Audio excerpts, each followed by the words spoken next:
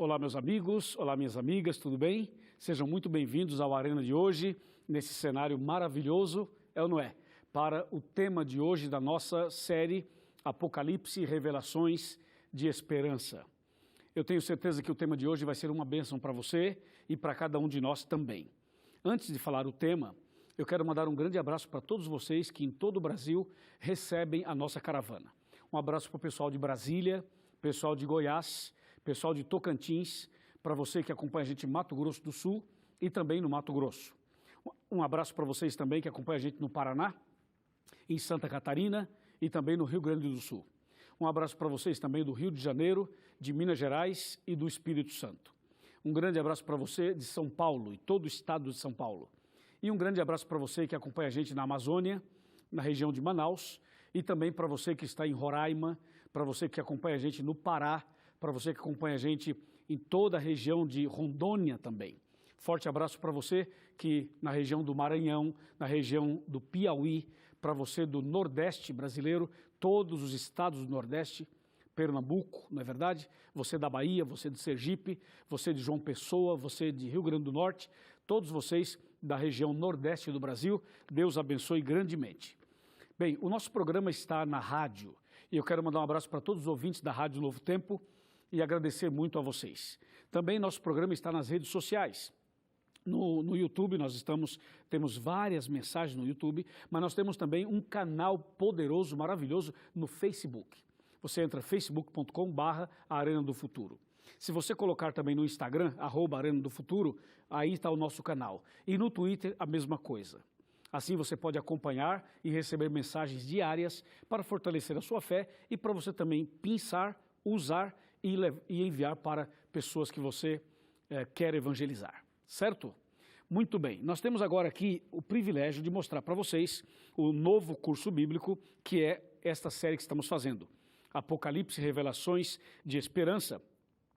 É esse material lindíssimo preparado pela Divisão Sul-Americana em parceria com a Casa Publicadora Brasileira e também com a nossa editora na Argentina, porque fizemos em português e também em espanhol. Esse material é seu, totalmente de graça, e você pode baixar, adquirir através do site apocalipse.com. E se você quiser, você pode também baixar o nosso app, que é Apocalipse RA. Aí você tem todo esse material em altíssima qualidade para ajudar na compreensão da palavra de Deus. Muito bem, quer saber o tema de hoje? Olha, o tema de hoje, preparem, a coisa hoje vai esquentar. O tema de hoje é a besta que sobe da terra. Prepare o seu coração.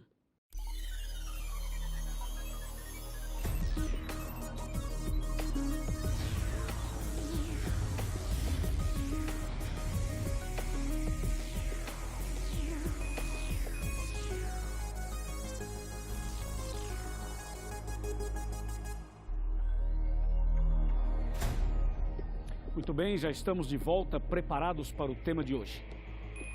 Aqui tenho a Bíblia Sagrada em minhas mãos e com certeza você também já tem a sua Bíblia, já tem os seus materiais para anotar, para registrar os textos e também as ideias. No programa passado nós falamos sobre a primeira besta, a besta que sobe do mar. E vimos que a primeira besta é o sistema papal. Mas agora vamos analisar a segunda besta, para que a gente possa entender o que a Bíblia Sagrada quer dizer quando apresenta esses dois poderes, essas duas bestas. E as duas estão registradas em Apocalipse 13.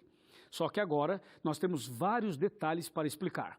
Eu peço a você que, por favor, preste muita atenção, você que está em casa, você que está no trabalho, você que está numa igreja, ou num pequeno grupo, ou numa classe bíblica. Esteja você sozinho ou esteja com um grupo de pessoas, o importante é que você mantenha a sua atenção nesse tema, que seguramente vai ajudar você a compreender coisas profundas e importantes da caminhada cristã. Você sabe que todos esses assuntos do Apocalipse, eles estão dentro de um quadro chamado Grande Conflito. É um grande conflito entre o bem e o mal. Por um lado, Deus quer salvar você, por outro lado, o diabo quer que você não seja salvo. Então tem essa luta, tem essa batalha entre o bem e o mal. E nessa batalha entre o bem e o mal, Deus tem as suas armas e o inimigo tem as suas armas também. E nesse caso, a primeira e a segunda besta São armas, são instrumentos nas mãos do inimigo para tentar, de alguma forma, desvirtuar as verdades, afastar você do caminho e impedir que você seja salvo. Então eu quero convidar você para ir diretamente comigo já para o texto bíblico, porque já que esse tema ele tem bastante detalhes, nós vamos gastar bastante tempo e por isso vamos direto a Apocalipse 13, verso 11, que diz assim: Vi ainda outra besta emergir da terra. Possuía 2 chifres parecendo cordeiro, mas falava como dragão. Até aqui. Interessante. Vi outra besta, dessa vez ela sobe da terra. O verso fala que essa besta possuía 2 chifres parecendo cordeiro, mas quando falava, falava como dragão. Isso é assustador, não é? Isso é muito interessante, não é? Pois é aí que nós vamos entrar agora.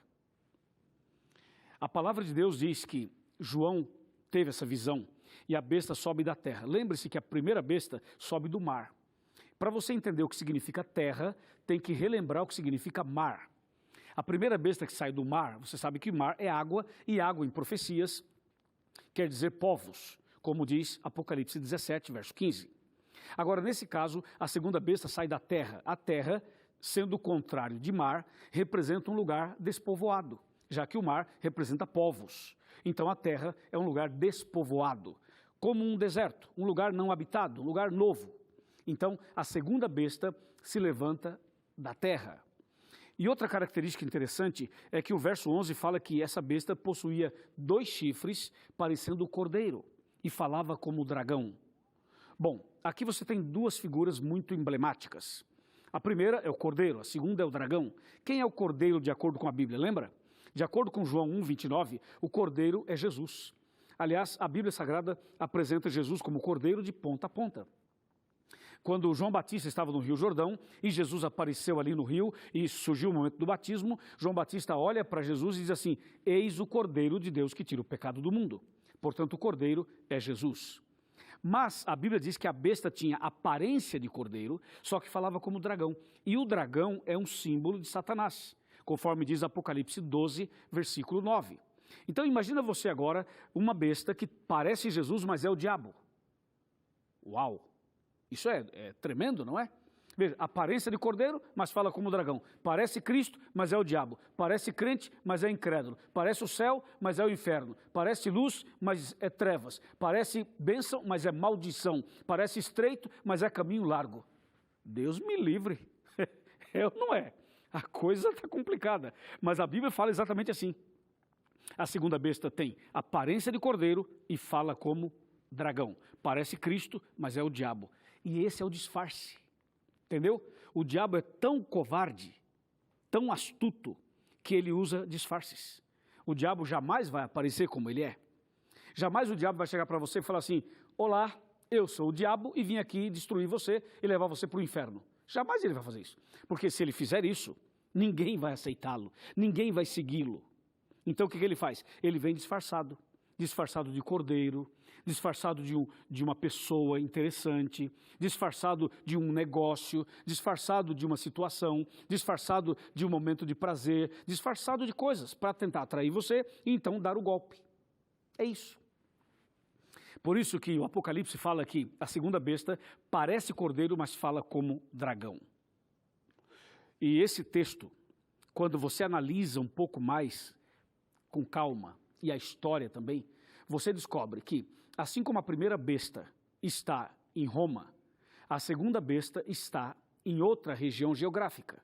E quando você analisa a história, você pergunta assim: qual foi o poder que surgiu da terra, que surgiu de um lugar despovoado? Que poder é esse que tem aparência de cristão, quando na verdade não é um cristão? Tem aparência de Cristo, quando na verdade é Satanás? Tem aparência de bom, quando na verdade é ruim?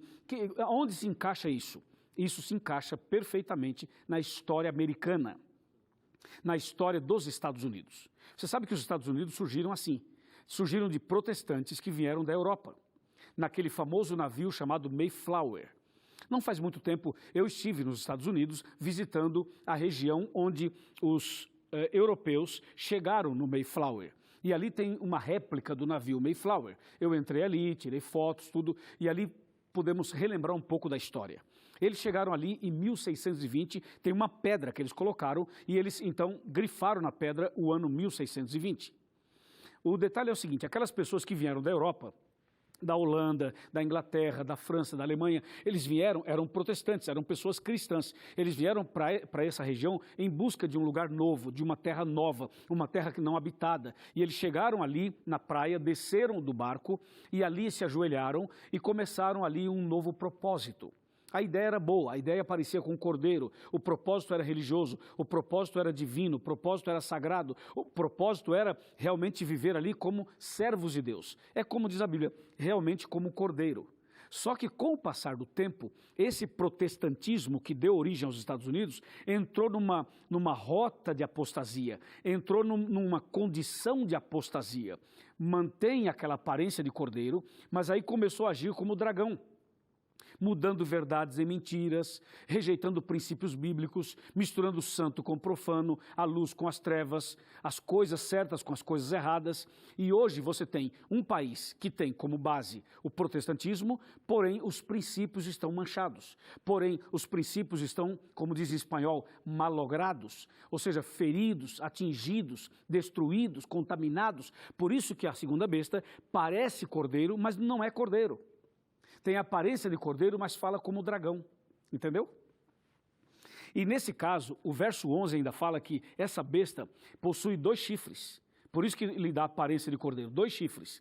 Esses 2 chifres representam 2 princípios americanos de liberdade. Um chifre é liberdade civil e o outro liberdade religiosa, que era realmente a intenção inicial e é até hoje. Só que o problema é quando as pessoas misturam certo com errado, a verdade com a mentira, a luz com as trevas, o cordeiro com o dragão, para tentar, de alguma maneira, administrar e viver bem. Você sabe, não se pode servir a 2 senhores. Eu não posso servir a Deus e ao inimigo. Eu não posso servir ao nosso Pai Celestial e a Mamon, como diz a palavra de Deus. Então, nós não podemos servir a 2 senhores. Ou a gente serve a um, ou serve o outro. Ou eu não posso ter um pé no céu e um pé no inferno, entendeu? Ou eu sou de Deus, ou eu não sou. E a segunda besta, ela tenta equilibrar as 2 coisas. Você já percebeu que as pessoas, em geral, elas tentam estar com Deus para receber a bênção, porque tem medo, mas no dia a dia elas não vivem e não praticam exatamente o que Deus espera delas. Já percebeu isso? Acontece um problema muito sério quando as pessoas tentam receber as bênçãos de Deus, andar com Deus, ir na igreja, quando no dia a dia, nas suas práticas diárias, a coisa não é bem assim. Então tem uma mistura do cordeiro com o dragão, do santo com o profano. É assim.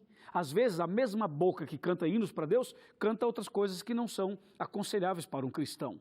Às vezes a mesma boca que usa para falar a palavra de Deus, de repente sai palavras feias, palavrões, palavras agressivas, não é?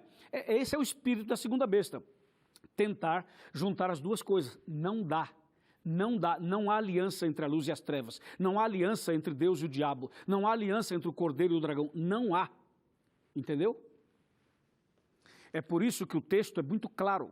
Então, a primeira besta tem a sua base em Roma. A segunda besta tem a sua base nos Estados Unidos.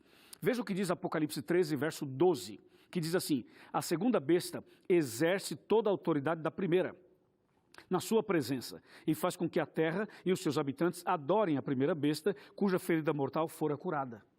Em outras palavras, a segunda besta, que tem a ver com o protestantismo apostatado americano e mundial, diz que o protestantismo apostatado trabalha em favor da primeira besta. Ou seja, algumas decisões e algumas ações da segunda besta, do protestantismo apostatado, muitas vezes essas decisões, essas práticas, essas defesas, essas teses, essa, entre aspas, teologia, acaba fortalecendo a visão da primeira besta. Eu vou dar para você alguns exemplos que vai realmente chamar a sua atenção, porque é coerente e é bíblico também. Você sabe por que a Bíblia fala de falso profeta? Sabe o que é um falso profeta? O falso profeta é alguém que é profeta e que parece com o verdadeiro, só que não é um profeta de Deus. Ele é falso porque ele parece com o verdadeiro, mas não é verdadeiro. Deu para você entender? Então por isso que chama falso profeta. Então veja que a segunda besta, ela parece cordeiro, mas não é cordeiro. Então é falsa. Portanto, falso profeta e a segunda besta estão juntos, ou seja, é a mesma coisa. E se você falar assim, ó, a segunda besta seria o mesmo que o falso profeta, bom, os dois se fundem em um só. Porque a segunda besta tem essa falsidade de aparência de cordeiro e fala como dragão. E o verso 12 fala assim, que a segunda besta trabalharia em favor da primeira. Por exemplo, qual é o dia que a segunda besta, que os protestantes apostatados guardam? Qual é o dia? É o domingo, não é? É o domingo. Qual que é o dia bíblico de guarda? É o sábado, não é? A Bíblia fala do sábado. Mas os protestantes apostatados guardam o domingo. Agora eu pergunto, quem foi que mudou o sábado para o domingo? Foram os protestantes ou foi o romanismo? Foi o romanismo. Ou seja, quem mudou o sábado para o domingo foi a primeira besta. Mas quem é que defende esse princípio? A segunda besta. Então, a segunda besta, que é o protestantismo apostatado, trabalha em favor da primeira e defende a primeira. E se você observar com atenção, vai ver que as igrejas protestantes modernas já não falam mais que a primeira besta tem a ver com Roma. Já não usam mais esse termo. Já tem um pouco de preocupação, já não querem falar sobre esse assunto, porque isso pode provocar um certo ruído na amizade, nas alianças, nos propósitos. Mas a Bíblia é clara quando diz que a segunda besta trabalha em favor da primeira. E o verso 13 fala assim, e também opera grandes sinais, de maneira que até fogo faz descer do céu à terra diante dos homens. A segunda besta opera sinais, milagres, faz até descer fogo do céu à terra. Isso se aplica tanto aos Estados Unidos como país, como também à religião protestante. Ao movimento protestante. Se você observar claramente o verso 13, diz, também opera grandes sinais, de maneira que até fogo do céu faz descer a terra diante dos homens. E o verso 14 fala assim, seduz os que habitam sobre a terra, por causa desses sinais que lhe foi dado executar diante da besta, dizendo aos que habitam sobre a terra, que façam uma imagem à besta, aquela que, ferida a espada, sobreviveu. Então a segunda besta, ela faz coisas políticas, religiosas, sociais, tem coisa boa nesses movimentos, mas é uma mistura do certo com o errado, do santo com o profano. Esse é o grande problema. E aí, quando aparecem aqui os sinais, essas maravilhas, são práticas da segunda besta, que envolve tanto o protestantismo apostatado, quanto os Estados Unidos como país mesmo. E a palavra de Deus continua falando e chamando a nossa atenção para esse detalhe, dizendo assim, a segunda besta estaria dando as mãos para a primeira. Ou seja, o protestantismo daria a mão ao catolicismo. Ou seja, o protestantismo apostatado daria a mão ao papado. Eles se uniriam em torno de princípios, em torno de ideologias, em torno de teologias, em torno de ideias bíblicas. E, de fato, há uma união muito grande chamada ecumenismo. E esse ecumenismo é chamado aqui de imagem da besta. A imagem da besta que aparece no finalzinho do versículo 14, quando fala assim, faça uma imagem à besta, aquela cuja ferida a espada sobreviveu. A segunda besta, o protestantismo apostatado, trabalha em favor do ecumenismo, juntando as igrejas, juntando as suas ideologias, juntando as suas doutrinas, para tentar fortalecer uma outra ideia. E essa imagem da besta, que é a união das igrejas, que é o ecumenismo, aparece em Apocalipse 16, versos 13 e 14, quando fala dos 3 espíritos imundos semelhantes a rãs. Entendeu? Os 3 espíritos imundos semelhantes a rãs são o protestantismo apostatado, o catolicismo e o espiritismo. São os 3 espíritos imundos, semelhantes a rãs, e que estariam unidos formando a imagem da besta. Então, isso aqui é muito sério mesmo. Eu sei que o tempo aqui é curto e eu não consigo ampliar muito o assunto, mas aqui vai pelo menos a base para você, a partir daqui, estudar mais a palavra de Deus. E se você vai para o verso 15, fala assim, e lhe foi dado comunicar fôlego à imagem da besta, para que não só a imagem falasse, como ainda fizesse morrer quantos não adorassem a imagem da besta. E o verso 16 fala assim, e a todos, os pequenos e os grandes, os ricos e os pobres, os livres e os escravos, faz que lhe seja dada certa marca sobre a mão direita ou sobre a fronte. E o 17 fala, para que ninguém possa comprar ou vender, senão aquele que tem a marca, o nome da besta ou o número do seu nome. E o 18 fala assim, aqui está a sabedoria, aquele que tem entendimento calcule o número da besta, pois é número de homem. Ora, esse número é 666. Resumindo esses 3 versos, é assim, a segunda besta lançaria e fortaleceria a imagem da primeira besta. E essa imagem da primeira besta seria para fazer curar aquela ferida mortal de 1798, que começou a ser curada em 1929, quando Mussolini devolve ou dá ao sistema papal os 44 hectares de terra que eu falei no programa passado. Então veja, aí começa a restauração, a cura da ferida mortal. Só que a imagem da besta, que é a união das igrejas, a imagem da besta, que é uma união das igrejas, só que contra os princípios bíblicos. É uma união de igrejas apostatadas, que querem Deus, querem Jesus, mas não querem os mandamentos, não querem a obediência, não querem a fidelidade, não querem seguir exatamente o que está aqui. Querem manipular a Bíblia e querem fazer com que a Bíblia apoie as suas atitudes, as suas decisões e as suas teologias. Então, a imagem da besta fortalece a primeira besta e faz com que seja dada uma marca, um sinal, um selo. A besta tem o seu selo, tem a sua marca, tem o seu sinal, que é uma contrafação ao sinal de Deus, a marca de Deus. Entendeu? Veja, de acordo com a Bíblia, Apocalipse 7, Ezequiel 20, verso 20, Êxodo 20, de 8 a 11, de acordo com a Bíblia, o selo de Deus é o sábado. Nós já falamos sobre isso aqui.